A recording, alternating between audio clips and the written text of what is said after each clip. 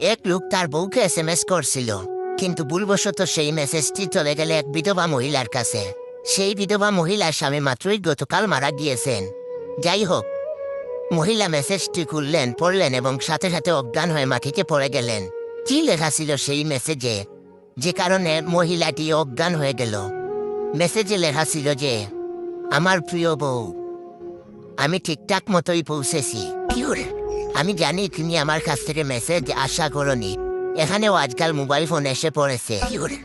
আমি আসার সাথে সাথে তারা আমাকে একটি মোবাইল ফোন গিফট করেছে।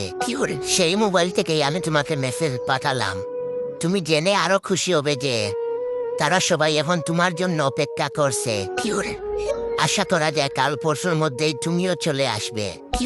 আশা করি তোমার যাত্রাও হবে আমার মতো সুখের। তোমার অপেক্ষায় রইলাম। ইতি তোমার প্রিয় স্বামী।